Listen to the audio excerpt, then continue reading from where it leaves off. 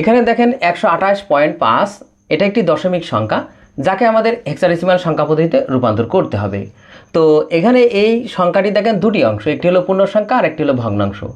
তো এটাকে আমাদের হেক্সাডেসিমাল সংখ্যা পদ্ধতিতে রূপান্তর করতে হবে। তো সেটা কিভাবে দেখেন, পূর্ণ সংখ্যাটিকে আমরা যে সংখ্যা পদ্ধতিতে যাব তার বেস দিয়ে ভাগ করতে হবে। তার মানে এখানে পূর্ণ সংখ্যাটি হলো 128, আর 128 দিয়ে 28কে আমরা 16 দিয়ে ভাগ করব। তো 16 দিয়ে যদি আমরা 128কে ভাগ করি তাহলে ভাগফল 8, তার মানে আমাদের এই সোজা ভাগফল আর এই পাশে ভাগশেষ বসাতে হবে। যেহেতু 128কে 16 দিয়ে ভাগ করলে ভাগফল 8, ভাগশেষ থাকে না মানে 0।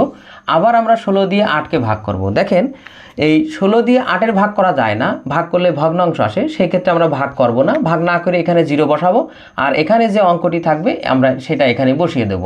আর অ্যান্সার লেখার সময় আমরা নিচ থেকে মানে উপরে যাব। এবার দেখেন আমরা এই ভগ্নাংশ অঙ্কটি পরিবর্তন করব হেক্সাডেসিমালে।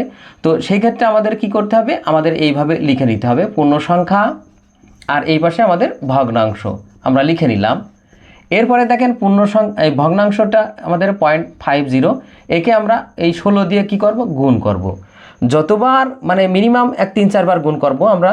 তো এখানে দেখেন 0.50কে যদি আমরা 16 দিয়ে গুণ করি তাহলে আমরা এখানে 8 পাবো পূর্ণ ঘরে, পূর্ণ সংখ্যার ঘরে, আর এই ভগ্নাংশ আর থাকে না মানে 0 0। যদি আমরা এখানে আরও সংখ্যা পেতাম তা আমরা আবার গুণ করতাম, যেহেতু আমরা এখানে 0 পেয়েছি তার মানে আর গুণ করা যাবে না।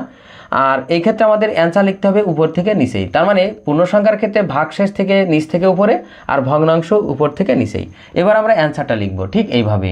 এই যে 128.5 যেটা ছিল আমাদের দশমিক সংখ্যা, আমরা হেক্সাডেসিমালে পেলাম 80, তার মানে নিচ থেকে উপরে, আর পয়েন্ট ব্যবহার করব 8। এইটাই ছিল আমাদের দশমিক থেকে হেক্সাডেসিমাল সংখ্যা পদ্ধতিতে রূপান্তর।